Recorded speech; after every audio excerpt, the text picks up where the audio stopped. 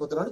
యుద్ధం ఎట్లా ముగించాలో తెలుస్తుంది. అంటే పైకి మాత్రం చెప్తున్నాడు సార్, మా టార్గెట్ పూర్తయింది, మేము ఖమేనీని చంపాలనుకున్నాము, చంపేశాము, ఫస్ట్ 2 days లోనే ఆల్మోస్ట్ ఫినిష్ చేశాము, అయిపోయింది, అందుకోసమే ఇప్పుడు నెమ్మదించాము అన్నట్టుగా మాట్లాడుతున్నాడు ఆయన. మరి యుద్ధము అంటే ట్రంప్ తోని మన ఖమేనీ అలీ ఖమేనీని చంపగానే యుద్ధం ముగిసిందని ఆయన అనేది ప్రకటించడమే. ఇంకో 3 వారాలు పడుతుంది ఎందుకన్నాడు? యాక్చువల్ గా చూడండి, వాళ్ళకి 25వ రోజు 25వ తారీఖు 26వ రోజు వాడికి యుద్ధంలో ప్రవేశించి, మరి మొదటి రోజే కదా చంపింది. 28 ఫిబ్రవరి ఉదయం 5:30 గంటలకు అక్కడ ఖమేనీని చంపేశాడు కదా. మరి మనం 1 మార్చి 2 మార్చి ప్రకటించాలని యుద్ధం ముగిసింది ఎందుకంటలేడు? తప్పు కదా. అంటే ఈ రోజు కొనసాగించి ఓడిపోబోదే ముందు ఒంటరిగా మిగిలిపోయి ఇప్పుడు మీరన్నా మన ఈ చికెన్ పాలిటిక్స్ ఉపయోగిస్తున్నాడు కదా అంటున్నాడు కదా, తప్పు కదా. అందుకని ట్రంప్ ఏది స్పష్టత లేదు, న్యూటన్ ఈజీగా తెచ్చుకుంటాడు. అంతేందుకు మొన్నటి దాకా ఏమన్నాడు? 48 గంటల్లో హార్మోజ్ జలసంధిని మీరు ఖాళీ చేయకపోతే మీకు పని పడతా అన్నాడు కదా. ఏమైంది చూసింది కదా. 48 గంటలు కాకముందే న్యూటన్ తీసుకున్నా లేదా? 24 గంటలు కాగానే మొన్న ఏమన్నాడు? 5 రోజులు విరామం ఇస్తున్నాను. కరెక్ట్, 5 రోజులు ఎవరికి విరామం ఇస్తున్నాడు? తనకు విరామం తీసుకున్నాడు, వాలంటీర్గా విరామం తీసుకున్నాడు. ఇప్పుడు ఆయన విరామం ఇచ్చేది ఇరాన్ కాదు, తనకు విరామం ఇచ్చుకున్నాడు. కనుక అది ఆగుతలేదు కదా. ఇరాన్ స్పష్టంగా చెప్పింది, మీరు మా మీద గెలవలేదు, మీరు ఎవరితో మాట్లాడుతున్నది తెలియదు, మాకు అసలు సమాచారమే లేదు అంటున్నాడు. ఆ ట్రంప్ ఏమన్నాడు? నేను ముస్తఫా ఖమేనీ తప్ప మీతో అవతల మాట్లాడుతున్నాను, ముస్తఫా ఖమేనీ తప్ప అంటున్నాడు. అది పతి ప్రాణం దక్క. ఇప్పుడు ముస్తఫా ఖమేనీ ఎక్కడున్నాడో ఆయనే తెలుస్తలేదు, మనకు తెలుస్తలేదు కదా. మరి ఎవరితో మాట్లాడినట్లు లెక్క, ఏ దేశంతో మాట్లాడినట్లు లెక్క. కానీ వ్యూహాత్మకంగా ఏం చేస్తారంటే కొన్ని విషయాలు ప్రస్తావిస్తుంటారు. ఎట్లా అంటే పుతిన్తో మాట్లాడతారు ఒకసారి, మళ్ళీ నిన్న మోడీతో మాట్లాడి చూసింది కదా మనం. అంటే ఇవన్నీ ఎట్లా ఉంటాయి అంటే అమెరికా అధ్యక్షుని లీడర్లు ఎట్లా ఉన్నాయంటే ఎప్పటికి ఏది ప్రస్తుతం అప్పటికి ఆ మాటలాడి అన్నట్టు, ఎప్పటికి ఏ ప్రస్తుతం అది మాట్లాడుతున్నా తర్వాత ఏం చేయలేకపోతున్నాడు అనుకుంటా. ఇప్పుడు అమెరికా బ్రేక్ వేసినా కూడా ఇరాన్ మాత్రం గల్ఫ్ దేశాల ఎనర్జీ ఇన్ఫ్రాస్ట్రక్చర్ పై దాడులు చేస్తూనే ఉంది. సో అమెరికా పట్టు కోల్పోయింది అని మనం అర్థం చేసుకోవడానికి ఇది ఒక సంకేతంగా అనుకోవచ్చు అంటారా సార్? ఖచ్చితంగా మీరు అన్నది కరెక్ట్, సమస్య లేదు. ఓడిపోయే యుద్ధాన్ని మొదలు పెట్టిండు. నిజంగా అమెరికా చూడండి, ఇప్పటిదాకా ఏ యుద్ధం అనేది గెలిచిందా? కాంబోడియా యుద్ధం నుంచి పోతే మొన్న ఆఫ్ఘనిస్తాన్ విడ్రా దాకా చూద్దాం. ఆఫ్ఘనిస్తాన్ విడ్రా చేసుకుని ఈయన కాకపోవచ్చు, జో బైడెనే కావచ్చు. ఆఫ్ఘనిస్తాన్ 2 దశాబ్దాల పైగా పోరాడి మొత్తం సర్వశక్తులు వడ్డి ఆయుధాలతో విడిచిపెట్టి పిరికి పందలాగా పారిపోయి వచ్చింది కదా. ఇప్పుడు సెకండ్ అవుట్ అంటే అంతే, పిరికి పందలు పారిపోతారు, మొదలు పెడతారు, భీషణ ప్రతిజ్ఞ చేస్తారు, భీకరంగా మాట్లాడతారు, గర్జిస్తారు, గాండిస్తారు, తర్వాత తోక ములుస్తారు అంటున్నారు. అదే జరిగింది అంటున్నాడు. జరిగింది అదే. నువ్వు 2 కుక్కలు గట్టిగా పోటాడుకుంటుంటే ఓ కుక్క తోక ముడిచి పారిపోతుంది కదా, జరిగింది అదే. తప్పేం కాదు, కుక్కలకు విశ్వాసం చాలా ఎక్కువ, దాంతో పోల్చడం వల్ల నష్టమేం లేదు. అక్కడికి అమెరికా అధ్యక్షుడు మిగతా అధ్యక్షుల కంటే ట్రంప్ సరిగ్గా ఈ చికెన్ అవుట్ పాలిటిక్స్ కరెక్ట్ చచ్చిపోతారు అన్నమాట. అట్లాగే మనకు ఈ దీనికి కూడా ఆహార పదార్థం ఉంది కదా, దానికి కూడా సరిగ్గా సరిపోతారు అంటున్నాడు. అందుకనే ఆయన మొదలుపెట్టింది ఎందుకు తెలుస్తలేదు. నిజంగా ఆయన అకారణ ద్వేషం కదా ఇరాన్ మీద ఎందుకు మొదలుపెట్టిండు అంటే ఇజ్రాయెల్కి అర్థమైంది. రోజు గారు ఇంకొక కీలకమైన విషయం చెప్తాను.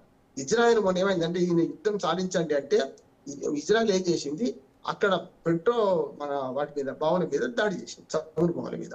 వెంటనే ఇజ్రాయెల్ వ్యతిరేకిస్తూ ట్రంప్ ఒక ప్రకటన చేశారు. ఎట్లా చేస్తారు, మీరు తప్పు కదా, నాకు తెలియకుండా ఎట్లా చేస్తున్నారు, అసలు మనకు కావాల్సింది అది కదా, ఆ ట్రెజర్ కోసం మనం ట్రెజర్ హంట్ అంటాం కదా, అసలు పెట్రోల్ డీజిల్ ఆ చమురు బావుల కోసమే మనం యుద్ధం చేస్తున్నాం కదా.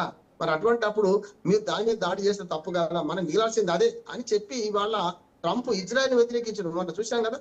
అయితే ఇజ్రాయెల్ తగ్గేది లేకపోమంటుంది. మీరు ఎన్ని చెప్పండి, నేను తగ్గేది లేకపోమని ఇజ్రాయెల్ అదే చూస్తుంది. ఎస్, అయితే ఇరాన్ దాడులు అక్కడ ఉన్నటువంటి చమురు క్షేత్రాలపైనే ఇరాన్ పైన దాడులు చేస్తూ ఉంది. ఇదే టార్గెట్గా వాళ్ళు దాడులకు దిగుతూ ఉన్నారు. అంటే వాళ్ళు ఏం చెప్తుంది సార్, ఇరాన్ కూడా ఒకటి అంటుంది, అంటే ఇది కేవలం ఏదో ఒక మిలిటరీ ఆపరేషన్గా దీన్ని చూడడానికి వీల్లేదు, ఇది ఖచ్చితంగా ఒక ఎకానమిక్ టెర్రరిజం అని చెప్పేసి అని అంటున్నారు. అలాంటప్పుడు గల్ఫ్ దేశాల ఎనర్జీ ఇన్ఫ్రాస్ట్రక్చర్ పై కూడా ఇటు ఇరాన్ దాడులు చేస్తూ ఉంది. సో ఓవరాల్గా ఈ రకంగా దెబ్బతినడం వల్ల ఈ గ్లోబల్ సప్లై చైన్ అనేది కుప్పకూలిపోతుంది. దీనికి నైతికంగా బాధ్యత ఎవరు వహించాలి? అమెరికా వహించాలి. ఎందుకంటే ఇరాన్ తప్పలేదు అంటలేదు, ఇరాన్ చేసిన దుర్మార్గం చాలా పెద్దదే కావట్లేదు. కానీ యుద్ధం మొదలుపెట్టింది ఇరాన్ కాదు కదా. గతంలో పోయిన జూన్ లో రోజా గారు 12 రోజులు యుద్ధానికి ఫుల్ స్టాప్ కాకుండా కామా పెట్టి ఆగింది అమెరికాని. ఇప్పుడు మళ్ళీ దాని ఏం చేస్తుంది, స్పష్టంగా యుద్ధం మొదలుపెట్టింది, తెలవకుండా మొదలుపెట్టింది, అందరినీ మట్టు పెడదామని చేసింది కదా. వాళ్ళ ఉద్దేశం ఏంటి, పర్సన్ చేంజ్ కాదు రెజ్యూమ్ చేంజ్ అన్నారు. పర్సన్ చేంజ్ అయ్యింది. తర్వాత ఆయన రెచ్చగొట్టింది ఏంది, మీరు అందరు ప్రజలా తిరగబడండి, రెజ్యూమ్ చేంజ్ చేసుకోండి అంటే ప్రభుత్వాన్ని మార్చండి అన్నారు. కానీ ఇరాన్ చాలా గెరిల్లా యుద్ధ నీతి పాటిస్తున్నది. 31 ప్రావిన్సెస్ లో అక్కడ ఇరాన్ లో ఉన్న దాంట్లో అందరూ IRGC సేనలతో చాలా పెద్ద ఎత్తున పోరాటం చేస్తున్నారు. వాళ్ళకి సమన్లు అందేదాకా పై సుప్రీం కమాండర్ ఎవరుంటే వాళ్ళు 5 ఏళ్ల పిల్లవాడు కావచ్చు, 5 నెలల పిల్లవాడు కావచ్చు, ఈ ఫ్యాక్షనిజం ఇది ఉంటది కనుక వాళ్ళు ఇవన్నీ అందేదాకా వాళ్ళు ఎట్టి పరిస్థితుల్లో యుద్ధాన్ని విరమించాలంటున్నారు. అంతేందుకు వాళ్ళు ఏం చేస్తున్నారు, మీరు మీ మీద విద్యుత్ ప్లాంట్ల మీద దాడి చేస్తామనగానే ఇరాన్ ఎట్లా స్పందించింది, మా విద్యుత్ ప్లాంట్ల మీద దాడి చేస్తే మీ పక్కన ఉన్న దేశాలు ఏవైతే మీకు సహకరిస్తున్న దేశాల యొక్క మన ఏవైతే వీటి మీద మేము దాడి చేస్తామన్నారు. వీటి మీద దాడి చేస్తామన్నారు, మీకు డీసాలిటేషన్ ప్లాంట్ల మీద దాడి చేస్తామన్నారు. చూసినాం కదా మనం. అందుకని అదే జరుగుతున్నట్టున్నాను, జరిగేది అదే అంటున్నాను. అంటే ఒక నాశనం ఇంకో వినాశనానికి కారణం అవుతుంది అంటున్నాను. ఇప్పుడు అమెరికా చెడ్డది, ఇరాన్ మంచిది అంటలేదు. ఇరాన్ యుద్ధ నీతిని అభినందిస్తున్నాడు. ఇరాన్ యుద్ధ నీతి ఎట్లా ఉందంటే మిత్రభేదం మిత్రలాభం అని మనకు చిన్న యేసుడు రాసిన కథలు ఉన్నాయి, చూస్తున్నాం. జంతువుల పేరు రాసి జంతువుల ఉన్నాయి. అట్లానే ఇరాన్ ఏం చేసింది, యుద్ధం మీరు మొదలుపెట్టారు మేము ముగిస్తామన్నది. కానీ ఖమేనీ చనిపోయింది. తర్వాత ఏమన్నది, యుద్ధం మీరే మొదలుపెట్టారు మీరే ముగించండి అని. ట్రంప్ కు చక్కగా సరిపోయేటట్టు బాధ్యత చేస్తుంది ఇరాన్.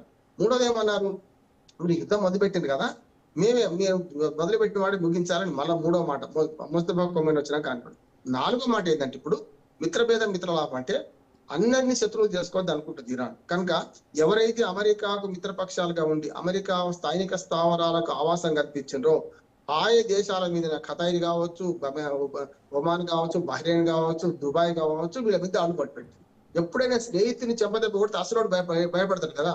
నువ్వు వాడేమైనా తోలిండి అనుకోండి, స్నేహితుని భయపెడితే వీడు పోయి మొరబెట్టుకుంటాడు కదా అక్కడ. అదే రెండోది ఏం చేసింది, అది మిత్ర భేదం. అంటే మిత్రుల మధ్య భేదం సృష్టించడం. అంటే హలో లక్ష్మణాన్ని వీళ్ళందరూ పోయి మా మీద దాడి జరుగుతుంది, మీరు చేయంగా దాడి జరుగుతుంది, మీ వల్ల మేమెందుకు నష్టపోవాలి అనే మాట దుబాయ్ లో ఒక పెద్ద వ్యాపారి కూడా అన్నాడు. మీ రాజకీయాల్లో మేమెందుకు నష్టపోవాలన్నాడు. నష్టపోవాల్సింది, ఎందుకంటే అమెరికా స్థావరాన్ని దుబాయ్ లో పెట్టుకుంటే దుబాయ్ ఎంత సేఫ్ ప్లేస్ అయినా నష్టపోయింది కదా. రెండోది ఏంటంటే మిత్ర లాభం. ఇప్పుడు ఏం చేసింది చైనా, ఇండియా లాంటి దేశాలకు అసలు అమెరికా మిత్ర దేశాల తప్ప అందరికీ ఫ్రీ హ్యాండ్ ఇచ్చేస్తున్నాం, మీరు హర్మోజ్ జలసరిని వాడుకోవచ్చు అన్నది. ఎంత పెద్ద చాతుర్యమయం. ఇప్పుడు ట్రంప్ ఏమో తెలివి తక్కువగా యుద్ధం మొదలు పెట్టడం, తెలివి తక్కువగా ముగించే ప్రయత్నం లేకుండా చేస్తున్నాడు. కానీ ఇక్కడ అట్లా కాదు. ఇక్కడ జరుగుతుంది ఏంటంటే పూర్తి స్థాయిలో అమెరికా అధ్యక్షుడు తెలివి తక్కువ యుద్ధం మొదలు పెడితే మొదలైన యుద్ధాన్ని తెలివిగా నడిపిస్తుంది ఇరాన్ అంటున్నాను. నేను ఇరాన్ అభిమాని కూడా కాదు. జరుగుతున్న దానిలో నిష్పక్షపాతంగా ఏం జరుగుతుంది చెప్పుకునే ప్రయత్నం చేయాలి. ఈ రెండింటి మధ్యన అసలు ఆగర్భావ మా మధ్య కదా, మేము ఇరాన్ కొట్లాడుకుంటున్నాం కదా, ఆపేటందుకు మీరెవడని ఇజ్రాయెల్ అడుగుతుంది. అందుకని ఇజ్రాయెల్ తోని సరిగ్గా పొసుగు తెలియదు అమెరికాకు, అమెరికా ప్రజలతోని పొసుగు తెలియదు, అమెరికా సైనిక నాయకత్వంతో పొసుగు తెలియదు, చివరికి నాటో కుటుంబ దేశాలతో పొసుగు తెలియదు, చివరికి రష్యా లాంటి చైనా లాంటి దేశం కూడా చెప్తే వింటలేదు కదా.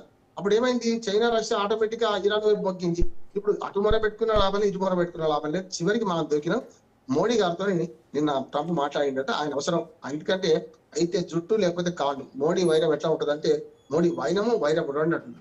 అయితే జుట్టు పట్టుకుంటారు, లేకపోతే కాళ్ళు పట్టుకుంటారు. అసలు మీ మీద ఆంక్షలు పెడతా, మీరు ఏం చేసుకుంటే చేసుకోండి, RIC కలిస్తే రష్యా ఇండియా చైనా మీరు కలిస్తే మీరు నాశనం అయిపోతారు అని శాపనార్థం పెట్టినాడు. ఇవాళ మోడీతో మాట్లాడాల్సిన అవసరం ఎందుకు వచ్చింది?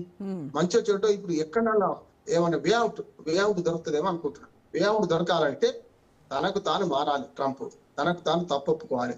మంచి చెడు యుద్ధం జరిగింది కానీ ఇప్పటికి కూడా ఒప్పుకుంటాడు కదమ్మా. మా ట్రంప్ మాటతో చూపిస్తాను. ట్రంప్ నేను ఏమన్నాడంటే హర్మోజ్ జలసంధిని మాకు ఒప్పందం కుదురుతుంది, ఇరాన్ మేము కలిసి నిర్వహిస్తామన్నాడు. చూడండి, పొత్తు కలుస్తుంది, ఇచ్చేసి పొత్తు కొట్టడం అంటే అదే. అసలు హర్మోజ్ జలసంధిని మీకేం హక్కున్నది? ఇరాన్ కున్న హక్కులో మీకు ఏంతున్నది హక్కు? ఇంకా ఉంటే వింటే గల్ఫ్ దేశాలకు ఉండాలి హక్కు కదా. ఇరాన్ కి అమెరికాకి ఇరాన్ సంబంధం ఏం చెప్పండి. కనుక ఏమంటున్నాడు, ఇచ్చేసి పొత్తు కొడుతున్నాడు. అంటే మాతోని కలిసి మీరు ఇస్తే మన ఇద్దరం మంచుకుందాం, ఈ దొంగ రూలు అనుకుందాం అంటున్నాడు. దానికి ఇరాన్ ఒప్పుకుంటలేదు. మాకు జరగాల్సిన నష్టం జరిగింది, మీరు యుద్ధం మొదలుపెట్టింది మీరు కనుక మొత్తం యుద్ధ నష్టాన్ని మొత్తం మీరు కట్టించాలే, కక్కాలి మీరు అని ఇరాన్ గట్టిగా అంటుంది. యుద్ధ నష్టాన్ని కక్కాలంటే ఆయన 1,50,000 కోట్లు కాదు, ఇంకో 1,00,000 కోట్లు సరిపోదు. ఇప్పటికే 1,00,000 కోట్లతో యుద్ధం చేసిండ్రు. వీళ్ళేమో చిన్న మనకు మన ఏమంటారు డ్రోన్లతో వీళ్ళు యుద్ధం చేస్తుండ్రు. ఎదుటి వాడికి నష్టం ఎక్కువ కలిగిస్తుండ్రు, వీడేమో తక్కువ నష్టపోతున్నాడు. కనుక ఇప్పుడు అమెరికా అధ్యక్షుడికి వే అవుట్ దొరకలేదు. కనుక రకరకాల వ్యూహాలు పొందుతున్నారు, రకరకాలు మాట్లాడు. యా, అండ్ ఇరాన్ అక్కడ పర్సన్ మాత్రమే చేంజ్ అయ్యాడు. అంటే ఖుమేనీ చనిపోయిన తర్వాత మస్తుబా ఖుమేనీ వచ్చాడు, అంతేగాని రెజీమ్ చేంజ్ అవ్వలేదు. ఆ రెజీమ్ చేంజ్ అయ్యి ఉంటే ఎప్పుడో ఈయన తోక ముడుచుకొని వెళ్ళిపోయాడు. అంటే వెనజులా టైప్లో అది కూడా ఈయన వశం అయ్యేది. కాబట్టి ఇంత రాద్ధాంతం, ఇంత యుద్ధము ఇదంతా జరిగి ఉండేది కాదు. మంచి ప్రశ్న. ఏమంటే జనరల్ గా పురాణ కాలం చూడండి మీరు, రాజు చనిపోగానే ఆటోమేటిక్ రాజ్యం అంతా లొంగిపోతుంది కదా. అంతఃపుర కాంతతో సహా తీసుకుపోతారు వాళ్ళు, అట్లా జరుగుతుంది జనరల్ గా. రాజు శరణమా రణమా, శరణం కోరినా కూడా యుద్ధం ముగుస్తుంది. ఇక్కడ వెనుజులా వేరు, ఇరాన్ వేరు. వెనుజులా లాగా తక్కువ అంచనా వేసింది ఇరాన్. ట్రంప్ అంచనా ఏంటంటే యుద్ధ విషయంలో తప్పు ఏంటంటే, వెనుజులా అధ్యక్షుడి ఆయన భార్యను ఎత్తుకపోయి తన మదిలోని దాన్ని ఎత్తుకపోయి మన అమెరికాలో పెట్టుకుంటే ఏం కాలే, ప్రజలు తిరగబడలే. ప్రజలకు కూడా ఒక అసంతృప్తి ఉండే వాళ్ళ మీద కనుక ఇప్పుడు పప్పెట్ ప్రభుత్వం ఉపాధ్యక్షురాన్ని ప్రభుత్వం పెట్టి అనిపిస్తున్నాడు. అంత ఈజీగా ఇరాన్ చేస్తా అనుకున్నాడు. అదే పొరపాటు. అంటే అదే సినిమా మహేష్ బాబు ఉంది కదా, బాజిరెడ్డి ఇక్కడ మిస్ అయ్యావు, లాజిక్ ఎక్కడ మిస్ అయ్యావంటే ఇక్కడ మిస్ అయ్యాడు. ఇక్కడ ఏమవుతుందంటే అమెరికా ఇరాన్ పట్ల అంత తక్కువ చూపుతో చూసింది. దానివల్ల వచ్చిన సమస్య అంటున్నాడు. ఇరాన్ కి ఇన్ని ఆయుధాలు అనుకోలే, ఇంత సహాయం అనుకోలే, ఇంత గెరిలా యుద్ధం చేద్దాం వచ్చేస్తుంది అనుకోలే. IRGS తో పాటు వాళ్ళ హోతీ, హెజ్బుల్లా ఇట్లాంటి తీవ్రవాద సంస్థలు ఉన్నాయి కదా, వాటి అండాన్ని కూడా సరిగ్గా ఊహించలేదు అవుతున్నాండి. హిజ్బుల్లాను, హోతీ వీళ్ళందరూ ఇప్పుడు డైరెక్ట్ పాల్గొనట్లేదు. అక్కడ మనకు ఇజ్రాయెల్కి వ్యతిరేకంగా అక్కడ పోరాడుతున్నారు. కానీ ఇరాన్ ఒంటరిగా అన్ని దేశాలతో 7 దేశాలతో పోరాడుతుంది ఈ రోజు. 1-2 కాదు, 7 దేశాలతో చుట్టుపక్కల పోరాడుతూనే అభిమన్యుడు కదా పద్మవ్యూహంలో ప్రవేశించినట్టు చేస్తున్నది. కానీ దీనిలో యుద్ధంలో గెలుపు ఎవరికి ఉండదు, అందరూ ఓడిపోతారు. యుద్ధంలో అసలు యుద్ధం జరిగిన తర్వాత ఎవరు గెలుపు ఉండదు. కురుక్షేత్ర యుద్ధం తర్వాత 18 రోజులు జరిగింది కదా, నేను ఆ యుద్ధంతో పోల్చాను. 18వ రోజైనా ఆగుతుందేమో అని, కానీ 18వ 26వ రోజుకి వచ్చింది. 25 రోజులు రేపు ఎల్లుండి అయిపోతుంది. కనుక ఇక్కడ జరిగేది ఏంటంటే, ట్రంప్ తన తప్పు ఒప్పుకొని ఆఫ్ఘనిస్తాన్ నుంచి ఎట్లా విడ్రా అయిందో ఇక్కడ కూడా యుద్ధాన్ని బేషరతుగా ముగించాల్సిన బాధ్యత ట్రంప్ది. అయినా సరే ఇరాన్ ఏమంటుందంటే, బేషరతుగా మీరు ముగిస్తే లాభం లేదు, మాకు నష్టపరిహారం కట్టియండి, మాకు ఎంత నష్టం చేసిందో మా యుద్ధంలో మా ఆయుధాలను కానీ మన స్థావరాలను కానీ అవి కట్టియండి అంటున్నారు. ఇప్పటికే వెళ్ళిపోయింది. ఇరాన్ లో ఉన్న ఏదైతే ఏదైతే 70% శుద్ధి చేసిన మనకు అణుశక్తి ఉందో దాన్నంతా చైనాకు తరలించిన అంటున్నారు. అక్కడ ఏం లేదంటున్నారు, మిగిలిన ఏం లేదంటున్నారు. ఇరాక్ విషయంలో అమెరికా ఎట్లా విఫలమైందో, ఎట్లా వైఫల్యం జరిగిందో, ఇరాన్ విషయంలో కూడా అమెరికా అట్లా వైఫల్యం జరిగిందని భయంతోనే ఆయన సలహాదారులు భయపడుతున్నారు, తప్పంటున్నారు. ఆయన చుట్టుపక్కల ఉన్నందరూ తప్పంటున్నారు. కానీ అమెరికా అధ్యక్షుడి మన తీరు మార్చలేదు. దానివల్ల ఇంకా అమెరికా ప్రజలకి నష్టం జరుగుతుందని నేను అనుకుంటున్నాను. యుద్ధం ఇప్పటిలో ఆగేటట్లేదు. ఇది వేఅవుట్ మాత్రం వెతికే క్రమంలో ఏదైనా కొన్ని దేశాలు కలిసికట్టి, అటు రష్యా కానీ, ఇండియా కానీ, చైనా కానీ పెద్దన్న పాత్ర వహించి ఏమైనా ఇద్దరిని శాంతింపజేస్తే తప్ప మూవీ అనుకుంటున్నాను. ఇప్పటికే ఇరాన్ హెడ్తో అయితే మన మోడీ గారు కూడా మాట్లాడినా, మొన్నటిదాకా రూట్ దొరకలే మనకు మాట్లాడినామంటున్నారు. ఇటు ఇజ్రాయెల్ కూడా మనకు చెప్పినట్టు వినే పరిస్థితి ఉంది. కనుక ఇప్పుడు మెల్లమెల్లగా ఈ బాల్ మన కోర్టులో పడే అవకాశం ఉందని నేను అనుకుంటున్నాను. ఇండియా కోర్టులో ఈ బాల్ పడుతుంది. ఈ లోపల మన నష్టం జరుగుతున్నది. ఈ డీజిల్, పెట్రోల్ చూస్తున్నాం, మినరల్స్ పెట్రోల్ బంకుల్లో పెద్ద అంటే మనకి అసలు ఇదంతా కృత్రిమ కొరత, మనకి నిల్వలు సరిపోను ఉన్నాయి, 3 నెలల వరకు మనకి ఎలాంటి ఢోకా లేదు అని ఆయిల్ కి సంబంధించినటువంటివి వస్తున్నప్పటికీ కూడాను ఎందుకు సార్ ఇది ఇంత సోషల్ మీడియాలో వచ్చినటువంటి దీని వలన కిలోమీటర్ల మేర క్యూ లైన్లు, పెట్రోల్ బంకుల ముందు పడిగాపులు, ఈ దీనికి ఎండ్ కార్డ్ ఎప్పుడు పడుతుందంటారు? ఏనుగంత సమస్య ఉన్నది. ఇప్పటిదాకా ప్రభుత్వం అడ్రస్ చేయలేదు. దాని వల్ల వచ్చిన సమస్య. ప్యానిక్ సిచ్యువేషన్ మొదట్లో 6 రోజులు ఉండేది. నిన్న దాకా పెట్రోల్ బంకులు లేదు కదా, సరిగ్గా నిన్న మధ్య పొద్దున్న నుంచి పెట్రోల్ బంకుల మీద చాలా పెద్ద ఎత్తున ఇది జరుగుతుంది. దానికి కారణం ఏంటి?